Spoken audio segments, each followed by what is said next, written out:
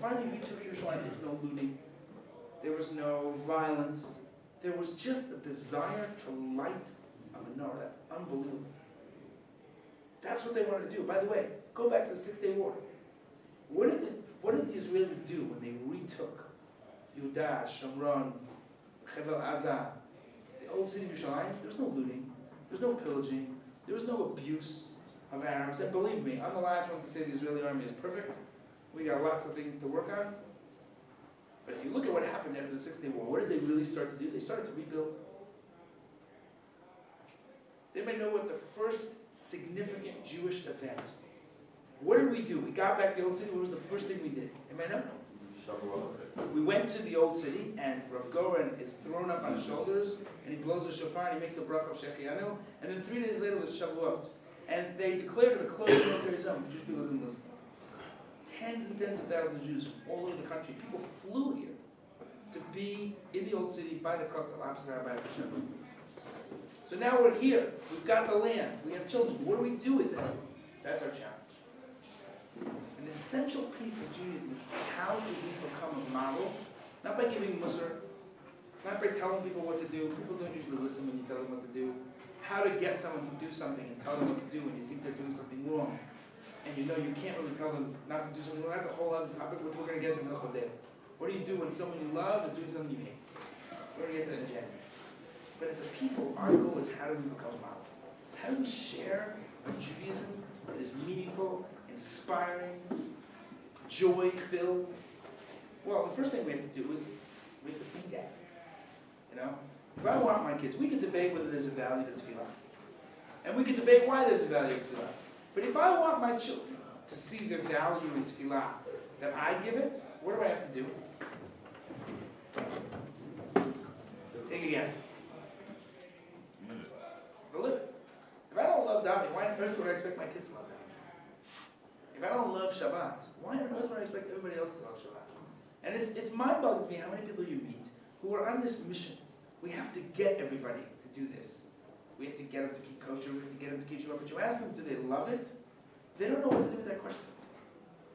And that, to me, is what Judaism is all about. That's what your year is. Your year is to fall in love with this. Your year is to see whether it can be as meaningful to you as it is, I don't know, to me. Not because I'm telling you it should be meaningful. I'll share with you. We'll share with you what we find meaningful about it. Because you discover something, because it's real. And if you find something meaningful and you fall in love with it, not because someone's telling you to, not because you think it's the right thing to do, not because your parents make you guilty, but because it really gives you a meaningful life, then if it really gives you a meaningful life, you're going to want to do something with it. I remember, and I'll end with this, I remember when I became a parent, and I promised myself I wasn't going to be one of those dads. You know, like you work with people, and they just had a new baby, and they start coming in 3 months later, they're telling you, oh, my son dribbled today. You know, he rolled over in the crib, and you're pretending to be so interested, like, yeah, that's really great, you rolled over in the crib, could you go away now, right? So I said, I'm not going to be that. I'm not going to come in with the, well, it took a couple weeks. Like, that's all you want to talk about. You know, like, you know, Maya, and then she got up, and she took a step, and then she fell down. It was unbelievable.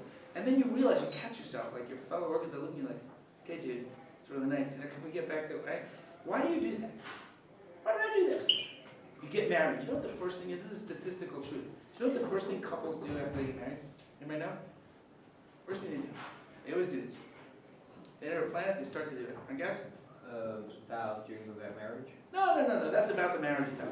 You're married, you're home, you have whatever, you have your husband, your love, whatever, your wife. You know what they start to do is really interesting. They start to try to marry off all their friends. You'll see, you'll do this too. You know why? Because you found something you love so much, you want to share it. That's what it is. And that's something we should aspire to. Because if we find meaning in life, and we care for the people around us, then we should want to share it. Now, how to do that, what to do with that, what our responsibilities to the world, how to make a difference on campus in a healthy way without being a pontificating annoyance, right? All of these and all the topics we mentioned, that's what this course is going to be about. Okay? So over the rest of the year, for a series of Thursdays, every week at 12 o'clock, we're going to meet. Next week, again, I'm going to ask everybody to come. Once you've been here twice, then you have a chance to feel whether this is something you want. And then you sign up, and you'll commit to whatever, a couple months, whatever it might be. And you'll come every Thursday. If you don't want it, that's fine. There'll be other shiurim offered at the same time. I want to urge you. There are very few things in this yeshiva that I urge you really, really should do. This is one of them. Because I meet the students on campuses in America who didn't avail themselves. I'm not going to force anybody to do this. And they, every single one of them, without exception, regretted if they didn't do it. That'd be my advice to you. And I want to tell you I'm excited about this endeavor and sharing this with you. And I wanted to just open up the floor for 5 minutes to any questions you have on what we just spoke about. Yeah. If we, as a Jewish entity, we are a small, we are an absolute minority in the world, and Jews become much more unpopular. And how can we be, especially if the aim is to get all the Jews to Israel, to work from the island of Israel to make an outreach to all the people in the world from this one island, which is not popular at all? Okay, first of all, you just made a big leap. And we're going to have that discussion. Is the aim to get all the Jews in the world to Israel? That is a very interesting question. And I want you to know, and I'm being honest here, if you ask me why personally I decided to live in Israel, that's an interesting discussion. If you ask me whether personally I believe every Jew in the world has to live in Israel, I'm not so sure. The Lubavitcher Rebbe didn't live in Israel, Moshe Feinstein didn't live in Israel, or Soloveitchik didn't live in Israel. So that's a legitimate point of view. The question is where you are and why you're there. What's the ultimate question you have to ask in order to figure out whether it's where to live, who to marry, what job to do, where to go to college, everything? What's the question you always have to ask, I think? Yeah, what does Hashem want of me? I struggle with that. I was offered this unbelievable job to direct Birthright Follow. Okay? I don't know if I made the right decision, Hashem will decide. But I can tell you my struggle is what do I think Hashem wants of me? I don't know if I got it right. But at least you have to ask that question. I imagine Lubavitcher Rebbe had that struggle with himself, and he made a different decision. You know? So I don't want you to misinterpret these discussions, and I'm not saying this because there are a couple parents that I really believe this. I don't judge individuals. I'm blessed. My parents live here, my wife's parents live here, all my brothers live here. We had a Hanukkah party last night, we all got together, it was unbelievable, right? I don't know, if my parents lived in America, and Chas v'Shalom, if one of them was sick, would it be so easy for me to leave them? And that's such a simple question, that's first of all. And also, you could make a case for saying that you can impact the world here, you can impact the world there. I'm not so clear. We can have that discussion, I think, but I do believe that every Jew should struggle with that question. So that's number one. And you make that decision, you know, there's a boy here visiting, and he, you know, right off the bat told me, like, he wants to come to Israel for a year, and he wants to go to the army afterwards. Okay? So, I had that same sense. But does that mean that I think everybody should go to the army? No. I've spent probably not an insignificant amount of time on occasion convincing boys not to go to the army. So that depends. It's not a simple question, number one. Depends whether you're ready for it. Number two is, I want you to understand, this is the part we can't quantify. There's a piece of this recipe that makes no sense. And it's only when there's certain things in life you have to recognize they make no sense. If you try to quantify them, if you try to find the metrics for them, if you try to define them, it doesn't work. It's like marriage. Okay? There's some guys get married, they think, I understand women. Okay? Good luck with that. Okay? When you get married, eventually you realize, like you think you understand, I thought I understood my wife. I got married, Baruch Hashem. At a certain point, I suddenly realize, you know, I don't understand these women. I don't understand them. When you realize you don't understand them, that's when you start to understand them.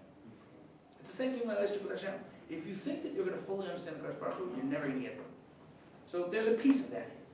It makes no sense that 43% of front page news in the New York Times is about Israel.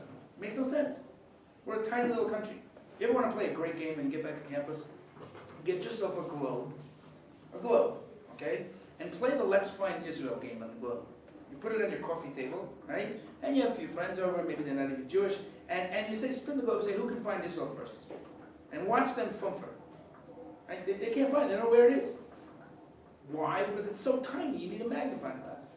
It makes no sense the impact the Jewish people are having on the world. And what we do with that, what that means, that's an interesting question. So you're right, you have to recognize there's a piece that's illogical. So, obviously before you can fix the world, you have to fix yourself. And before you can even fix the Jewish people, you have to fix yourself. And what that fixing means is an interesting discussion. Right? If you ask me whether I believe that all of us, every human being and certainly every Jew, has a responsibility to consider, how do I make a difference in the world? And then I have a responsibility to the world, and not just to myself, and not just even to the Jewish people. That's an important idea, yeah. Somebody do that, yeah? So the context says we improve what's going on. So you said that means that we're increasing God's presence for the nations. But if Nivruchu here means increase, doesn't it really mean that we're increasing the nations through the Oh, so that's an excellent question. Excellent question. This Fatsamis talks about that. Why does it say v'nivrachu v'cha kol mishpachot adamah? Is that what you're asking? That in you. Is that what you're asking? Well, I mean, my question is, it's, because it doesn't say that God is being increased, it's saying the nations are being increased. It says v'nivrachu v'cha, through you will be increased. Kol mishpachot adamah, all of the families on the earth. Now the question is, what does it mean v'cha? So if you look, I'll give you the short version, and then afterwards we want to have a long discussion. This is a great discussion. How does that whole portion there start? Lech lecha. Now most people translate that as lech lecha, you should go. But that's not what it says. It says lech lecha. And in fact, Rashi there says, what's lecha? Right? Lehanatcha, letovatcha, lehanatcha. You should do this not because it's good for me. Don't do this l'shem shamayim. Do this for you. Do this because you're going to become rich. You're going to become, right? What does Hashem say there? He says, if you go, I'm going to give you money. Avram is 75 years old. He's a schnook. He's got no kids. He's got no money. Otherwise, why would becoming wealthy mean anything? And nobody knows who he is. Hashem says, if you do what I told you to do, you're going to have children.